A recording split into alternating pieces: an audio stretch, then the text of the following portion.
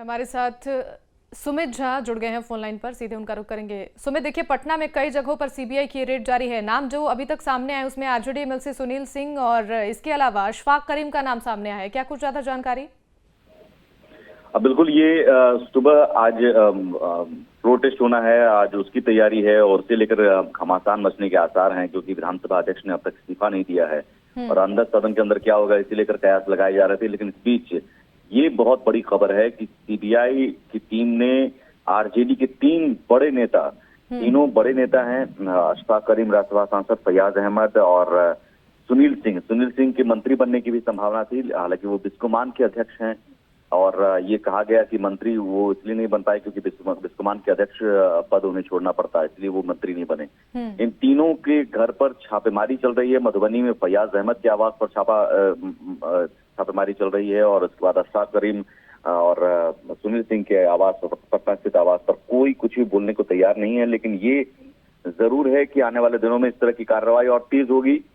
ये कहा जा रहा है कि सियासत से प्रेरित होकर जो विपक्ष है, जो आरजेडी है, वो अभी इस तरह के आरोप लगा रहे हैं और फ्लोर टेस्ट के दिन इस तरह की कार्रवाई होना जाहिर है। अभी आज का दिन बहुत अहम है इस लिहाज से, क्योंकि एक तरफ फ्लोर टेस्ट और एक तरफ इस तरह की कार्रवाई जिसका जवाब देना होगा। खासतौर पर नीतीश कुमार के लिए बहुत मुश्किल होगी। वो नीतीश कुमार जो 2017 में तेजस्वी यादव पर मामला दर्ज होने पर उन्होंने सफाई मांगी थी और उस मामले को लेकर उन्होंने गठबंधन तोड़ लिया था। अब आरजेडी के तीन बड़े नेताओं पर अगर इस तरह की छापेमारी चल रही है, जरूर कोई न कोई सबूत होंगे, इसीलिए छापेमारी चल रही है। तो क्या आरजेडी की ओर से सफाई दी जाएगी? नीतीश कुमार क्या सफाई मांगेंगे? ये अहम है। बीजेपी जरूर इस छापेमारी को लेकर हमलावर होगी और बीजेपी के पास एक अहम मुद्दा होगा कि क्राइम करप्शन से समझौता नहीं करने वाले नीतीश कुमार आरजेडी के साथ समझौता कर चुके हैं। वो आरजेडी जिसके 3 सदस्यों पर ईडी की छापेमारी चल रही है। अभी तक छापेमारी में क्या हो रहा है कोई कुछ बताने को तैयार नहीं है। सुरक्षा व्यवस्था वहां पर कड़ी की गई, सीआरपीएफ के जवान लगाए गए हैं। जी शिवानी। बिल्कुल सुमित, देखिए आज का दिन बेहद अहम है बिहार की राजनीति के लिए, चूंकि महागठबंधन सरकार की अग्नि परीक्षा है, बहुमत साबित आज उन्हें करना है। ऐसे में आरजेडी की मुश्किलें कहीं ना कहीं बढ़ सकती है, क्योंकि आरजेडी के राज्यसभा सांसद हैं अशफाक करीम और इसके अलावा सुनील सिंह का भी नाम इसमें शामिल है। बिल्कुल, आरजेडी के एमएलसी हैं सुनील सिंह और अशफाक करीम राज्यसभा सांसद हैं, फैयाज अहमद सांसद हैं। तो इस लिहाज से ये मुश्किल इसलिए बढ़ सकती है क्योंकि अब आरजेडी के 3 बड़े नेताओं पर छापा पड़ा है, तो सदन में आपको सवालों का सामना करना पड़ेगा। दूसरी तरफ विश्वास मत है, वहां पर आंकड़ों में तो जरूर विश्वास मत में महागठबंधन के पास नंबर है 164, एक निर्दलीय मिलाकर 164 सदस्य हैं। बीजेपी के पास 76 सदस्य हैं, सिर्फ बीजेपी अकेली है विपक्ष में। तो इस लिहाज से ये बहुत आसान है फ्लोर टेस्ट महागठबंधन के लिए। लेकिन विधानसभा अध्यक्ष ने अब तक इस्तीफा नहीं दिया और इस संसदीय इतिहास में शिवानी पहली बार होने जा रहा है जब किसी विधानसभा स्पीकर को अविश्वास प्रस्ताव का सामना करना पड़ेगा। विधानसभा अध्यक्ष ने जैसा कल कहा कि ये नियमों के विपरीत है, संवैधानिक व्यवस्था के विपरीत है, तो इसका मतलब विधानसभा अध्यक्ष इस अविश्वास प्रस्ताव का सामना करने को तैयार है। न सिर्फ सामना करने को बल्कि इसका मुकाबला करने को भी तैयार है। किस तरह से मुकाबला होगा ये देखना होगा और यही सदन में हंगामा और घमासान होने के आसार हैं आज। बिल्कुल, देखिए अविश्वास प्रस्ताव के जरिए विधानसभा अध्यक्ष को हटाया जाएगा या उससे पहले ही वो इस्तीफा देंगे?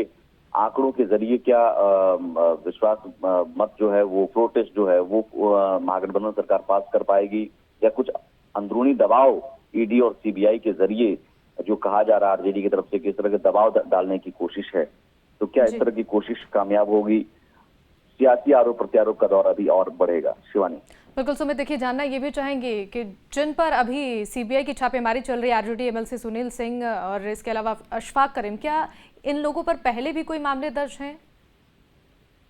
नहीं शिवानी, आपको याद होगा विधानसभा सत्र के दौरान जब एनडीए में थे नीतीश कुमार, तो सुनील सिंह और नीतीश कुमार की भी बहुत नोकझोंक हुई थी विधान परिषद में। और उस दौरान नीतीश कुमार ने कहा भी था कि आपका फाइल खुलवाएं, क्या हम फाइल खुलवाएं, इस तरह की बातें कही गई। तो फाइल खुलवाएं मतलब फाइल अब जाकर खुली है, कुछ सबूत होंगे तभी केंद्रीय एजेंसी ने छापेमारी की है। जरूर इन दोनों ईडी और सीबीआई के हर छापे को ये जोड़कर देखा जाता है कि विपक्ष को दबाने की कोशिश हो रही है।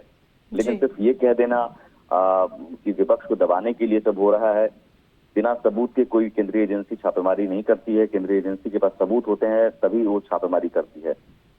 तो क्या वो कोई फर्जीवाड़ा है, क्या आय से अधिक संपत्ति का मामला है, ये अभी स्पष्ट नहीं हो पाया है शिवानी, लेकिन कुछ न जी। कुछ जरूर सबूत होंगे तभी इन तीनों नेताओं के घर पर छापेमारी है। फैयाज अहमद का अपना मेडिकल कॉलेज है मधुबनी में जो चला रहे हैं। फैयाज अहमद के पास अपना व्यवसाय है। सुनील सिंह बिस्कोमान के अध्यक्ष हैं। बिस्कोमान के जरिए किसानों को अनुदान दिया जाता है डीजल या बीज या खाद पर।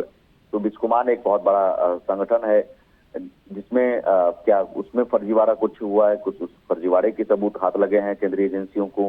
अशफाक करीम राज्यसभा सांसद ये माना जाता है कि आरजेडी के फाइनेंसर हैं, फंडिंग करते हैं। तो क्या उनकी कुछ व्यवसाय को लेकर कुछ अहम सबूत हाथ लगे हैं, ये देखना होगा। अभी कुछ भी कहना जल्दबाजी होगा शिवानी, लेकिन कुछ न कुछ सबूत जरूर होंगे, इसलिए छापेमारी की जा रही है।